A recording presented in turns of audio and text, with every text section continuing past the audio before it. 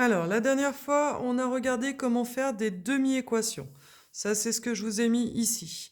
Pour la suite, on va regarder comment faire des équations. Déjà, une chose importante à prendre en compte, c'est ce que j'ai mis en fluo ici. Pour pouvoir écrire une équation d'oxydoréduction, il faut que l'oxydant d'un couple réagisse avec le réducteur d'un autre couple. Donc ça veut dire qu'il faut forcément qu'il y ait deux couples. Je vous laisserai lire le reste, j'ai mis juste un petit exemple. Ici, pour la suite. Alors, je vous ai mis une méthode rapide ici pour ceux qui veulent passer rapidement. Et ensuite, je vous ai détaillé une méthode systématique. On va regarder ensemble cette méthode systématique.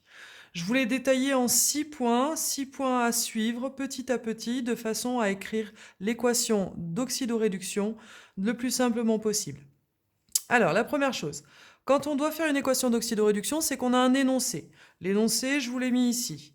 Dans mon énoncé, je vous ai proposé l'ion or AU3+, réagit avec les ions iodure I- pour former de l'or AU et du diode. Je vous ai mis les deux couples et j'ai déjà mis en fluo les deux choses importantes. Ici, c'est l'ion or qui réagit avec l'ion iodure. Ce qui veut dire qu'au niveau des couples, l'ion or, il est ici, l'ion d'iodure, il est là. On vérifie, j'ai bien l'oxydant d'un couple qui réagit avec le réducteur d'un autre couple. Donc ça déjà, ça veut dire qu'on va pouvoir écrire l'équation. Si on avait eu deux réducteurs ou deux oxydants, ce n'était pas possible. Ensuite, première étape, on entoure dans chaque couple les réactifs qui sont donnés dans l'énoncé. Ici, c'était AU3+ et I-. Donc AU3+ et I- sont les deux qui réagissent. C'est précisé dans l'énoncé. Je le mets en fluo dans les couples, AU3+ et I-, j'ai identifié ceux qui réagissaient dans l'énoncé. Ensuite, on écrit les deux demi-équations. Donc référez-vous à la vidéo précédente. Je vous ai expliqué comment écrire des demi-équations dans le sens de la réduction. Pour le couple AU3+, AU, ça donne AU3+, plus 3 électrons qui donne AU. Je mets en fluo AU3+, puisque c'est lui qui doit réagir. Pour la deuxième, I2, I-, c'est donc I2 plus 2 électrons qui donne 2 I-. Je mets en fluo I- puisque c'est lui qui doit réagir. Étape suivante, je retourne la demi-équation où le réactif n'est pas au départ. Vous voyez qu'ici, AU3+, il est avant le signe égal, donc il est bien du côté des réactifs, il n'y a pas de souci.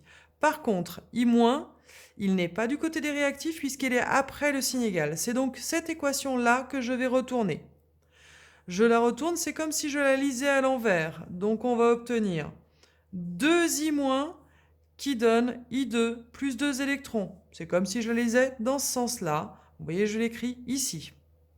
Ensuite, quand on a ces deux demi-équations là, avec à chaque fois les réactifs au départ, eh bien on va multiplier chacune des demi-équations, si c'est nécessaire, par un chiffre adapté afin d'avoir le même nombre d'électrons échangés.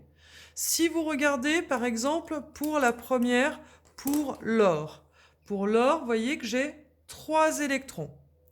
Alors que pour l'iode, je n'ai que 2 électrons.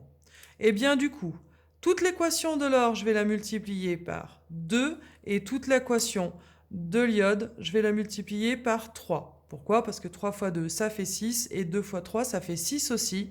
Ça me permettra d'avoir le même nombre d'électrons échangés. Je développe mon 2 sur chacune des parties. Alors, le 2, il va venir devant le AU, il va venir ici et il va venir devant le AU aussi.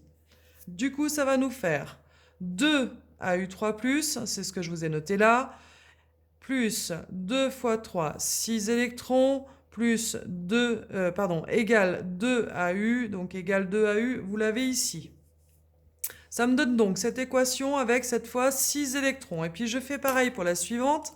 J'ai décidé de multiplier par 3. Ça va nous faire donc 3 fois 2 pour les I-, c'est-à-dire 6 I-, égale 3 I2, c'est ce que vous avez ici, plus 2 fois 3, 6 électrons. Vous voyez que j'ai donc 6 électrons sur la première demi-équation, 6 électrons sur la deuxième demi-équation. C'était le but de l'opération. Opération suivante, on va additionner membre à membre. Ça veut dire quoi? Je regarde tout ce qui est avant le signe égal. Et j'additionne tout ça pour le mettre avant la flèche. J'ai 2AU3+, plus 6 électrons, plus 6I-, c'est ce que je vous ai mis ici. Flèche, et ensuite j'additionne tout ce qui est après le signe égal, et je le mets donc après la flèche. Tout ce qui est avant le signe égal reste avant le signe égal, tout ce qui est après le signe égal reste après le signe égal. Du coup, là j'ai 2AU plus 3I2 plus 6 électrons. Eh bien, vous voyez que c'est ce que je vous ai noté ici. Dernière petite étape, c'est un petit peu de ménage. J'ai 6 électrons d'un côté, j'ai 6 électrons de l'autre. C'est aussi une façon de vérifier que je n'ai pas fait d'erreur. Les électrons doivent être de part et d'autre du signe égal et il doit y en avoir le même nombre. Je peux donc les simplifier et ça nous donne notre équation d'oxydoréduction. Je vous laisse faire cette partie-là pour vous entraîner tout seul et puis je vous fais la vidéo de correction dans quelques instants.